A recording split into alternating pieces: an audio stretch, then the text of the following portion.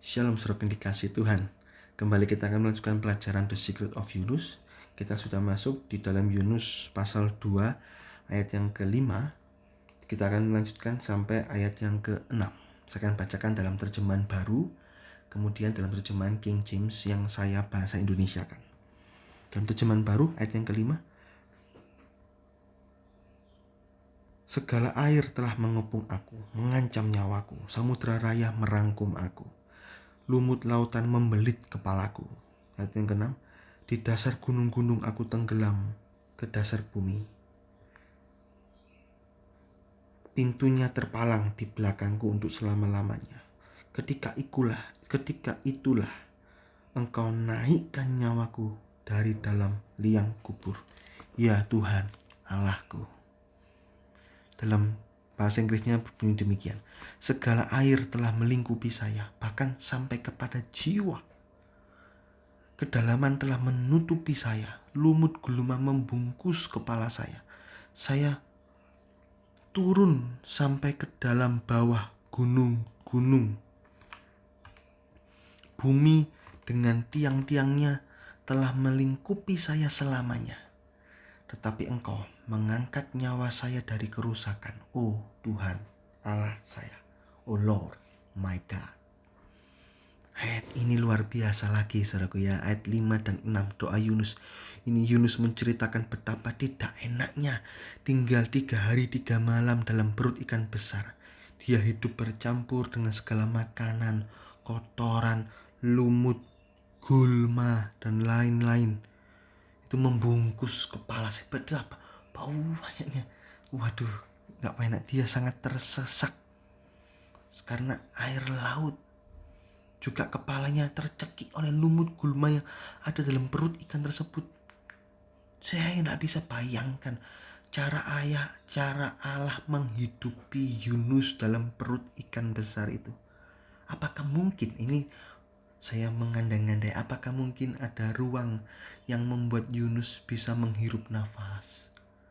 Atau Tuhan memodifikasi paru-paru Yunus, dimodifikasi sehingga walaupun perut penuh dengan air laut, saudaraku, masih bisa bernafas. Tapi jika dimodifikasi paru-parunya, maka Yunus tidak akan sampai tersiksa. Ayat ini sangat tersiksa kan? Jadi kemungkinan besar tidak dimodifikasi, tetapi mungkin saja pas ikan ini naik ke daratan, nah itu Yunus menghirup nafas. Mungkin saja ikan ini sering-sering naik darat. Biasanya kita tidak tahu bagaimana cara Allah bekerja menghidupi. Tapi yang jelas di sini lumut gulma melingkupi kepalanya. Memang makanan kotoran macam-macam. Sulit membayangkan hidup di perut ikan. Tapi inilah yang terjadi. Dan Tuhan kita memang luar biasa.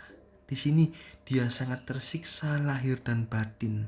Mungkin saudaraku, tidak ada penderitaan yang lebih besar daripada penderitaan Yunus di perut ikan. Sejak saya lahir sampai saat ini, saya melihat tidak ada penderitaan semenderita Yunus. Ya, penderitaan putra manusia Yesus juga begitu luar biasa. Yunus ini juga luar biasa. Ya memang penderitaan ini penderitaan manusia ya. Manusia selain putra manusia Yesus ya, itu tidak ada yang lebih besar dari Yunus. Memang penderitaan putra manusia Yesus yang terbesar, saudaraku. Betapa Yesaya 53 menggambarkan sudah bukan rupa orang, sangat hancur, disiksa. Nah, ini memberi pelajaran bagi kita bahwa penderitaan karena dosa ini tidak enak. Tetapi masih lebih baik jika kita bertobat dikala kita menderita, daripada kita menghadapi penderitaan kekal di neraka. Kalimat ini ditulis untuk menyadarkan kita bagaimana kita masih beruntung menderita, tetapi masih hidup, sehingga masih ada kesempatan untuk bertobat. Daripada sudah mati tidak bertobat, masuk neraka kekal. Tapi memang yang terbaik adalah tidak berbuat dosa. Kita melihat betapa serem sekali, menyeramkan lu tinggal 3 hari 3 malam di perut ikan besar. Tapi lebih baik daripada mati binasa di neraka. Nah, bagi Yunus, tinggal dalam perut ikan ini berarti penderitaan yang tidak bakal selesai. Karena tidak mungkin ada harapan selamat. Ini pikiran Yunus, tinggal di perut ikan itu sudah tidak mungkin bakal selamat. Kita enak tinggal baca, Yunus nanti selamat. Tapi di posisinya Yunus, kalau kita bayangkan, kita memejamkan mata kita dan kita bayangkan kita di perut ikan, ombang-ambing, menyeramkan. Yunus merasa dia begitu kesakitan dan merasa terpenjara selama-lamanya. 3 hari 3 malam kita enak baca. Kalau di Yunus, apakah Yunus 3 hari 3 malam akan dikeluarkan? Enggak. Dia nggak tahu kalau 3 hari 3 malam dia bakal dikeluarkan. Dia cuma bisa berdoa. Tapi kok dimuntahkan di darat? Itu. Pada konteks ini Yunus tidak tahu dia bakal selama 3 hari 3 malam di perut ikan. Sehingga dia bertobat, dia berdoa dan beriman kepada Tuhan, memohon pengampunannya sampai waktunya dia binasa mati. Itu aja. Tapi ternyata kan tidak mati. Tuhan kasih kesempatan kedua. Ya kan? Ini kita jangan melihat dari sisi pembaca juga, tapi lihat dari sisi Yunus. Maka dari itu berdosa itu tidak enak. Yang paling enak adalah suci, hidup dalam kesucian. Nah, keadaan seperti ini, ayat 5 dan ke-6 ini bisa menggambarkan hidup kita yang mau mati lepas dari dosa. Roma 6 ayat yang kedua. Tampaknya secara akal manusia pasti mati jika menuruti firman Tuhan. Pasti rugi, pasti tidak enak. Hal ini memang nampak tidak enak di mata dunia. Nampaknya hidup dalam Tuhan itu, seorang pengikut Kristus kerja harus jujur. Jadi gak enak, gak bisa neko-neko. Akhirnya untungnya ya gitu-gitu aja. Kok aku gak bisa seperti si A ya, yang untungnya bisa bermiliar-miliar. Aku cuman kerja ikut orang, makan gaji biasa, atau kerja sendiri juga ya segini-gini aja. Karena saya berusaha. Tapi kalau berusaha nanti saya kehilangan waktu beribadah kepada Tuhan. Jadi saya batasin usaha saya. Jam 5, jam 6 selesai. Sisanya saya pakai untuk persekutuan, untuk pelayanan dan lain-lain. Tampaknya gak bisa ngejos seperti orang dunia. Kita standar-standar saja. Tapi tidaklah demikian. Jika kita mau tetap hidup dalam kesucian Tuhan, tetap mematikan daging, tampaknya rugi, tampaknya tidak enak, tapi justru itulah kebebasan sejati. Itulah yang membuat Allah bisa bebas bekerja penuh dalam hidup kita. Allah akan menghidupkan, memberi mujizat, memberi pertolongan, sehingga apa yang kita pertaruhkan kepada Tuhan tidaklah sia-sia. Kita akan dijadikan terang untuk memancarkan kemuliaan Allah bagi sekitar kita. Jadi hidup menurut firman Tuhan memang tidak enak bagi daging, tersiksa. Tapi justru itulah kehidupan yang menghindarkan kita dari kerusakan rohani dan jasmani. Jadi lambang Yunus tenggelam di perut ikan, tinggal di perut ikan 3 malam. Ini melambangkan harus dimatikan sungguh-sungguh dosa ini. Dan kalau mau mati sungguh-sungguh rugi. Misalnya sudah